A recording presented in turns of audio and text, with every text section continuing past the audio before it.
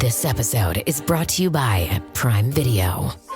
In the small town of Holland, Michigan, nothing is ever what it seems.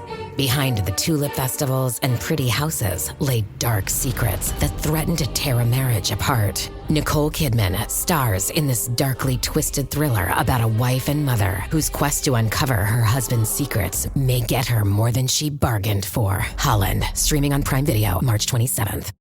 Today on CityCast DC, Trump's takeover of the Kennedy Center has left the DC art community reeling. How is DC's vibrant but sometimes overlooked theater community dealing with the fallout? Chad Dexter Kinsman, arts administrator and host of the Theater District podcast, explains what all of this means for the future of theater in DC. Today's Tuesday, March 18th. I'm Bridget Todd, and here's what DC is talking about.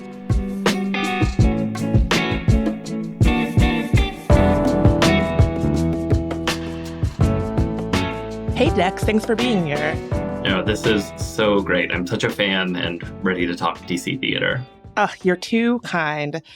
So the DC theater scene, I feel like it's probably feeling a bit shaken by Trump's takeover, especially, his takeover of the Kennedy Center. How is the wider DC theater scene feeling about that news? Yeah, it's definitely a shock, but maybe not a surprise. I think the arts have always been in a precarious position, and we know the power that they have to speak truth and share representation to people. So I think we understand the motivations of this takeover, but the Kennedy Center that's as close as we get to having a museum on the National Mall, right? You can't have a museum for the performing arts, but the Kennedy Center is such a sacred space to a lot of people. You think about the Kennedy Center Honors, that's a crowning achievement for a lot of people. I've talked to a lot of theater makers and artists, whether they live locally or they're in town for a touring production, and they all talk about how special it is to perform at the Kennedy Center, what a vindication it is to perform on one of those stages in that beautiful building that's devoted to the arts. And so, yeah, I think people are very shaken and we don't know what's next. And I think that's what's particularly scary. We're already seeing artists dropping performances. We don't know how much of that's going to continue to happen. Presenters are going to have to decide soon about whether or not they want to continue working with the Kennedy Center, which is going to affect the staff and bartenders and parking attendants and just on and on and on. So, yeah, it's making people really realize we can't take the arts for granted, and we've got to start making some choices. Yeah, I'm glad that you mentioned all of the different people who are impacted, because it's so easy to talk about this as like a story about a policy or a move that Trump made. But at the end of the day, it really is people that make up the community who are like their actual lives are being impacted. Yeah, absolutely. You figure it's not just the artists that are performing or not performing there. It's the backstage crew. It's the audience members who may or may not get to see shows at the Kennedy Center. The Kennedy Center also has an amazing education program. It's nationally, internationally known.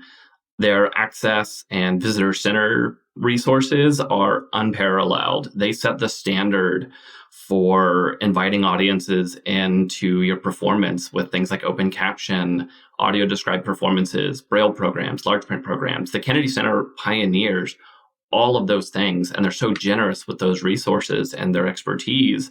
And so this has, I think, a national effect, an international effect. If the Kennedy Center, if some of these programs start closing, they start getting unfunded, if people start losing their jobs, it's going to change or affect how lots of theaters approach this really important work. Kind of to that point, one of Trump's big focuses has been, doing away with DEI. And we're seeing that really reflected in the programming at the Kennedy Center. How are other theaters approaching things like diversity and inclusion in their programming now, given that Trump has diversity in his crosshairs? Yeah, I mean, theaters really coming out of the pandemic have really tried to bake DEI work into their missions, into every part of their initiatives, their programs, their ideas. There was a document that came out called We See White American Theater that really called regional theaters across the country to task for policies and just perpetuating systems of oppression. And so theaters have really done a lot of work to unpack those practices, change things, implement better pay, diversify who's on their stages, who's backstage, who's in front of the house. And so I don't think anybody's going to backpedal from that. I think theaters are going to continue to do the important work that they need to do in order to represent their communities, in order to put things on stage that look like the world that we know exists. But it may have a big impact on funding, to be honest, because the NEA has made changes in terms of grant criteria and asking theaters not to talk about EDI, saying you can be defunded if you have EDI programs. We don't know if DCAH, which does get money from the NEA, the District Commissions of Arts and Humanities, which supports a lot of theaters in the area and individual artists. We don't know if they're going to change their criteria to be in line with the NEA criteria, but that's certainly a big question now, is if theaters are no longer going to be able to get funding that aligns with their values and their communities, where's that money going to come from? Where's that next source of funding going to come from if it's no longer coming from the NEA and the local arts granting organizations? Do theaters in DC, do a lot of them rely on federal government grants for support? It kind of depends on your budget size. Some of the smaller theaters, it can make up a very significant percentage of your budget. You know, if you're a $100,000 or less theater, you might be getting 25-30% of that from grants. Larger theaters tend to have a more diversified source of funding, and so they might feel it. They may have to cut individual programs or initiatives or ideas, but yeah, smaller theaters may really feel the impact, and individual artists as well.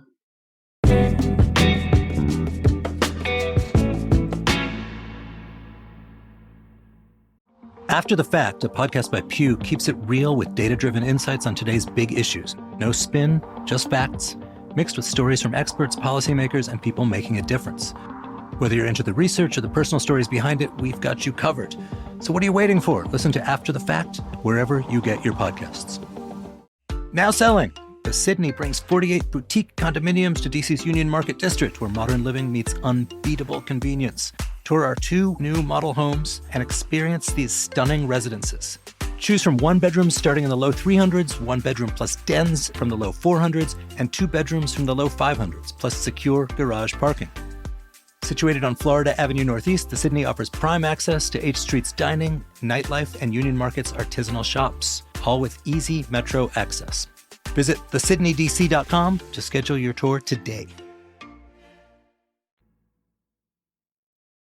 I'm curious, do you see the wider scene kind of taking their cues from Trump or trying to go under the radar? Or will this spur smaller theaters to sort of lean into diversity because they're not on the radar of somebody like Trump? Like, he's not going to the small state, like the Source down on 14th Street, right?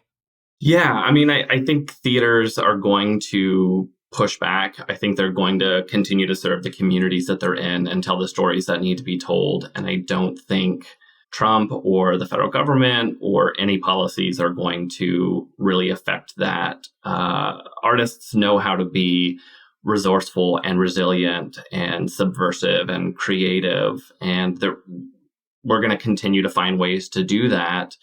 It just might take a little bit more money coming from somewhere else, new audiences. It's going to take a lot of cooperation. I mean, that's one thing is theater artists, we know how to collaborate. We know how to cooperate. You get a couple people who are pissed off and in a room, we're going to speak out. We're going to make something about it. You know, we don't know how to be quiet. We got into this business because we like to talk and we want to have things to say and share. So theater is grounded in that, theater of social unrest. That's why we have theater in the first place. Yeah, I mean, absolutely. You look at theaters across time, across history, it's always been a place where the community comes together because there's a problem, because there's an issue or a topic or an idea that needs to be discussed, that needs to be aired out, attention needs to be paid to it. And that's been theater across the history, across cultures. And those ideas, what needs to be talked about might change, but that process is always going to be the same. we're going to be gathering. We're bringing our griefs, our pains, our joys, our hopes, our aspirations, our ideals. Like, they're all in that room together when you're making or seeing a piece of theater. Well, let's get into how that plays out in DC specifically, because I feel like a lot of people maybe don't think of DC as a theater town in the first place, but you cover the theater scene from its most underground stages. What do you think is really worth celebrating about DC's theater scene? Yeah, I mean, there's a lot to celebrate about DC's theater scene. I think the first thing to just say is DC has almost always consistently one of the cities that hires the most professional staged actors in the country. It's like New York and DC. So just the amount of theater that we have on any given night, any given day, there's probably 8, 10, 12 productions in theaters across this city. So we don't lack for opportunities to go and see theater. But I think in addition to that, what makes DC theater great is like what makes DC great, which is like the breadth and diversity of what's here and who's here making work. You can go see big, splashy, fun, spectacle musicals. You can go see tight, intimate, thorny dramas. You can go see weird, experimental plays in other languages and no language. We have physical theater companies here. We have tremendous theater for young audiences in this area. That's another aspect that the Kennedy Center is actually a real champion of. They commission and create a lot of theater for young audiences. So if you have a young person in your life, this is a great theater city. If you have a friend, a partner, just it's such a great night out, day out. You can see any number of companies and work and buildings. It's such a great, rich city for theater.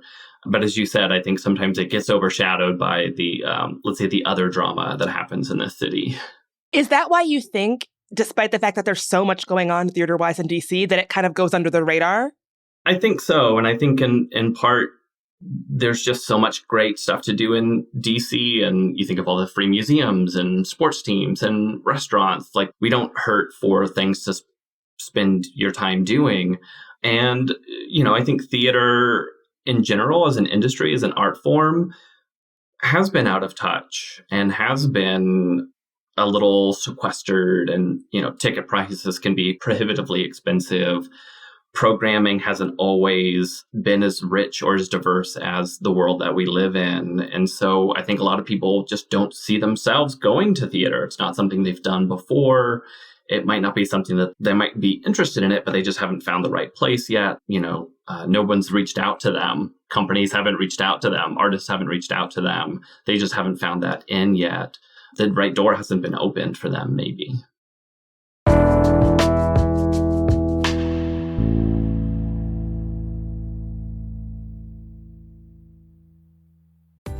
This episode is sponsored by Babbel. Are you holding back on foreign travel plans this year because you're afraid of the language gap? I'm not, because I have Babbel. I'm David Plotz, the CEO of CityCast, and I'm learning Spanish on Babbel, getting ready for a trip to Mexico City. Babbel is the language learning app that gets you talking. Babbel's quick 10-minute lessons, handcrafted by over 200 language experts, get you to begin speaking your new language in 3 weeks or at whatever pace you choose. Babbel's tips and tools are inspired by the real-life stuff you actually need when communicating. With a focus on conversation, you'll be ready to talk wherever you go. Babbel has given me great lessons on getting directions, ordering in a restaurant, and making plans. And of all the things I'm doing in Mexico City, I'm probably most excited about the soccer game we're going to. So I was excited to learn how to cheer from Babbel. That'll be me you'll hear yelling, "Fuerza Tigres! Fuerza Tigres!" With over 16 million subscriptions sold, Babbel's 14 award-winning language courses are backed by a 20-day money-back guarantee. Let's get more of you talking in a new language. Babbel is gifting our listeners 60% off subscriptions at babbel.com/citycast. Get up to 60% off at babbel.com/citycast. Spelled BABBEL.com/citycast. Babbel.com/citycast. Rules and restrictions may apply. Are your ulcerative colitis symptoms proving difficult to manage?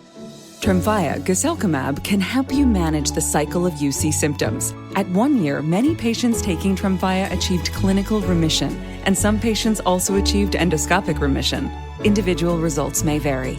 Tremfya is a prescription medicine used to treat adults with moderately to severely active ulcerative colitis. Serious allergic reactions and increased risk of infections may occur.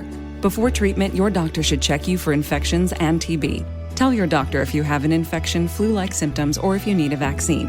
Ask your doctor if Tremfya can help you manage the cycle of UC symptoms. Call 1-800-526-7736 to learn more or visit tremfyaradio.com.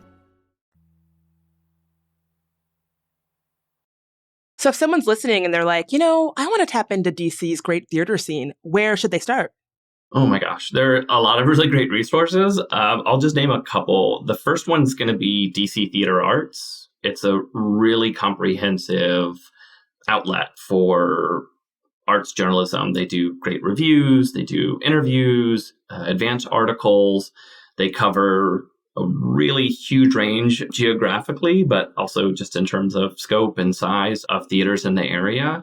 There's a lot of really great Instagram accounts. I would definitely say Unprofessional Opinion on Instagram is a really wonderful reviewer. We can talk about anonymity and criticism another time, but Unprofessional Opinion, it's this anonymous reviewer. I think they're a fantastic writer. There's DC Theater Goer on Instagram. Who runs that account, puts out just a listserv here's a calendar of all of the upcoming shows that are opening, closing, in previews, running. So there's a lot of just different ways that you can kind of start to reach out. There's also Theater Washington, which is another really wonderful service organization that puts out calendars and information about different theaters and artists that are in the city. So there's a lot of really great ways to get involved. What I will say quickly, though, I know everybody can Google, and I know everybody, we all feel that we should be able to find this information for ourselves. But I'll give a quick plug, which is, if there's a show you're interested in or a company that you're interested in, call the box office, email the box office. And I say that because theaters have dedicated staff members whose entire job is to welcome you into the theater, to find that right door to get you into the theater. They can help you find discounted tickets if that's what you need. They can help you find affinity nights or special events. They can help you find access needs if there are certain resources or programs that you need in order to be able to attend theater. Just reach out to the box office. Their whole job is to get you into the theater, and restaurant recommendations, travel plans. Theaters want you to come. They want you to be part of their community. And, where it's not a movie theater, it's not a museum, it's not cold, it's not sterile. It is that community that you mentioned, Bridget. And it's going to take all of us to weather the next couple of years for sure. Yeah, I will plus affinity nights. I saw a blackout showing of Slave Play, and it was you really do feel like you can be amongst your people, having the same cultural experience and responding to it together. Yeah. Something really special about it, and you don't get it in other mediums of culture. Yeah, absolutely. And I do think theaters more and more are realizing their ability and honestly, I think their duty to be community resources. You look at places like Folger Shakespeare Library, they have a book club. You can take dance lessons there. They have concerts. Theaters are opening doors. They're finding ways to invite people in beyond just what they're putting on stage, which I think is a really wonderful development. I completely agree. And if anybody from Signature Theater is listening, would not be mad at getting to go to an affinity night to see Job, which I've been trying to get to for the longest time. What is your favorite place in DC to catch a show? Oh gosh, there's so many. I have to say, I think Studio Theater always does really great work. I love, at 14th and P right in Logan Circle. I love Spooky Action. Spooky Action Theater, not only do they do really inventive, interesting kind of boundary pushing work, they're also one of the few theaters in DC that has a really international scope. And that is, they're going to do plays about immigration and, exploitation and gentrification. They're going to do plays that really speak to not only ideas and topics and pain points that we have in the city, but also nationally and internationally. Yeah, there's so many. I feel like I want to say all of them, but I would say Studio, Spooky, Woolly Mammoth. There's just a lot of really great companies. And honestly, there's really good community theater in DC too, like in the Little Theater of Alexandria, St. Mark's Player in Capitol Hill. There's Gala Theater in Columbia Heights, which is a professional theater, Spanish language theater. There's probably a theater closer to you than you realize in DC. Yeah, that's such a good way to put it, that like there are probably somebody is making interesting, cool theater probably really close to you. You might not even know. Yeah, I mean, I recently saw a show in a record store at Union Market, and there were maybe 20 of us in the audience. Like, talk about community. It's like I saw everybody in the audience. We were all just in this little tight corner watching a play set in a record store at a record store. Like, exactly. People are doing cool stuff all over the city, and that's not going to stop. I think that's only going to continue. Well, I wonder if you think that Trump's Kennedy Center takeover might actually open the door for the rest of DC's theater scene, like these smaller stages, to really rise up and fill that gap. Like, could we see a wider, more expanded scene thrive because of Trump's actions? I hope so. I mean, I think we're yet to see what happens at the Kennedy Center. We're yet to see how long this takeover lasts and what the effects of it are going to be. But absolutely, there are a lot of really wonderful spaces in the city, and I encourage, people to seek them out. The Kennedy Center is wonderful, but why not open up those avenues and those lanes and explore really cool other options? Well, Dex, thank you so much for being here, and we'll see you in the theater. Yeah, absolutely. I'll be in a lobby near you.